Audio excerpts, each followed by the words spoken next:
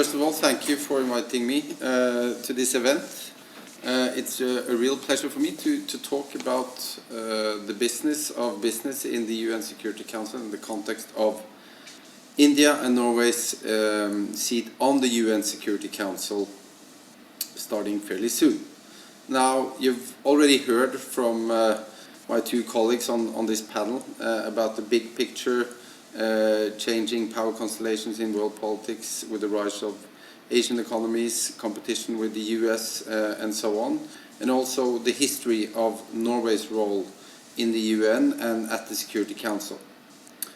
I want to focus initially a little bit on some of the prehistory, as it were, of the formation of the UN Security Council, and then move on to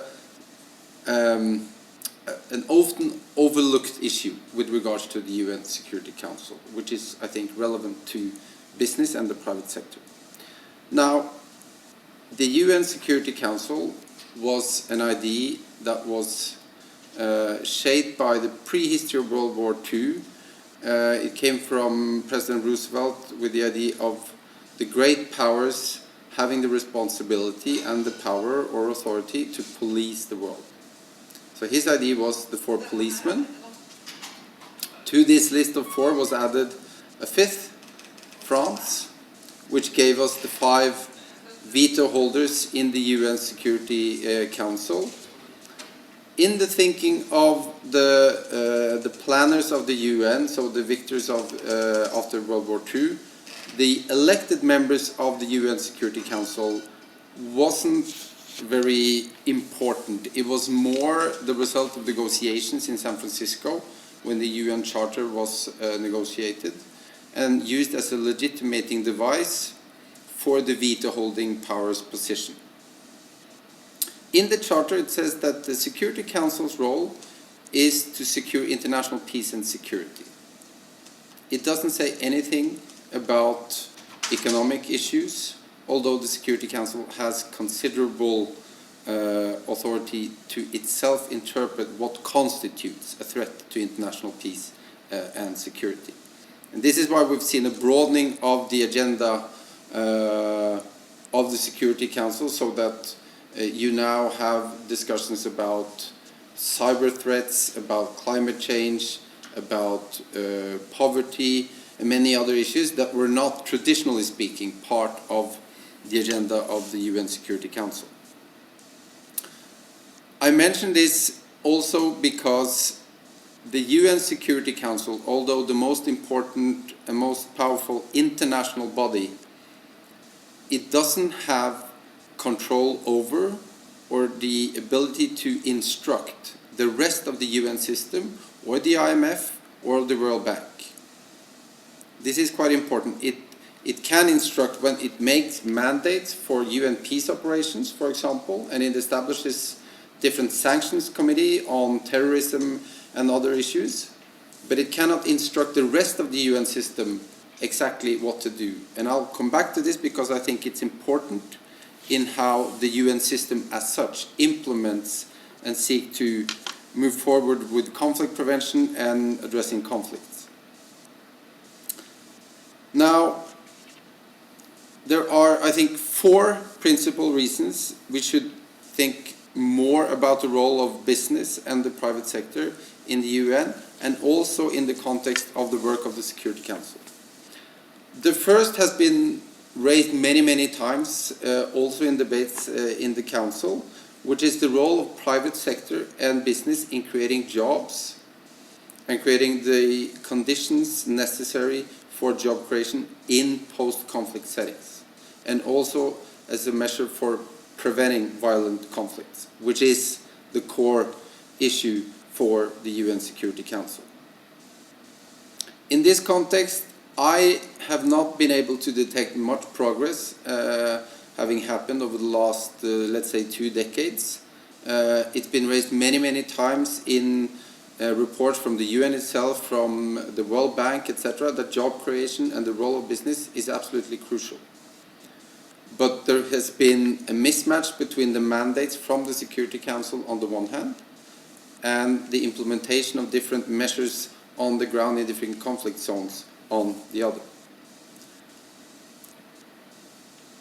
The second is the role of private sector and business in addressing new threats. Now, the most obvious of these is cyber threats, which has now become a much more important issue on the agenda for the Security Council. And the reason why the private sector is so important is that the private sector has expertise and technical skills that rivals those of most governments. Most governments have to rely on private companies to ensure that they are not attacked by cyber efforts. It's also increasingly important in the realm of financing of terrorist activities. So financial institutions are absolutely critical to ensuring that terrorist groups or insurgents are not funded by the transfer of funds from elsewhere. Governments and the UN Security Council are not able, will never ever be able to do that without the cooperation of the private sector. Now, the third is an issue that I think is quite important in this context, which is that the whole multilateral system with the UN system, the World Bank, and many other of the specialized agencies under the UN, so UN, the Development Program, UNICEF, etc., the World Health Organization, all of these organizations have been radically transformed over the course of the last 2 decades because they're now reliant on voluntary and earmarked funding from governments, which has in turn led them to establish partnerships with the private sector, both for funds, but also in the sense that these multilateral organizations or agencies, they are partnering with the private sector, and they're also mimicking or copying the behavior of private sector, because many of the private sector operators out there in this market for development work, which is important for implementing the stuff on the agenda on the Security Council, these consultancies, they operate in one way. The UN agencies, they try to copy them because they constantly need more funding from governments and from private sources. So what has happened over the last 2 decades is that you have a convergence between the private sector model and the international public model like this, so that they operate in more and more similar ways. The UN is much more dependent on the private sector to implement stuff. They do this through these procurement systems, so that private sector consultancy, for example, implement programs for the UN or for the World Bank in a particular country. There is a vast amount of expertise and skills in the private sector that these multilateral institutions benefit from, and vice versa. Which brings me to my fourth point.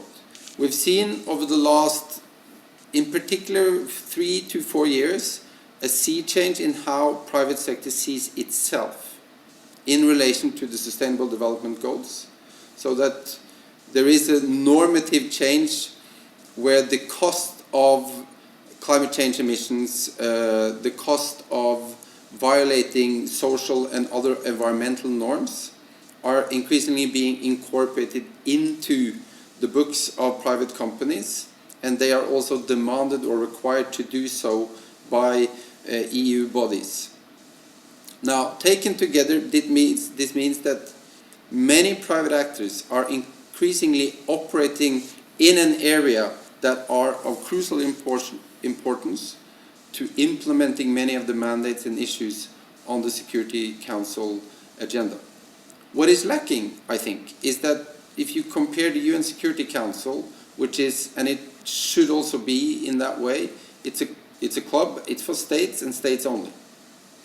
But the interface between the UN Security Council and the private sector is much, much less than it could be, and it's also vastly smaller than it is in the context of development, trade, and economics.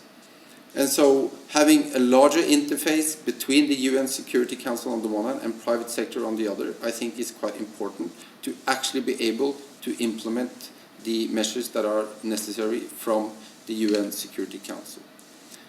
Norway and India both have expertise and tradition to work well and closely with the private sector, and I think both Norway and India will find common ground on many key issues, both relating to the broader sustainable development goals, but also on core issues of conflict, including climate change. Thank you.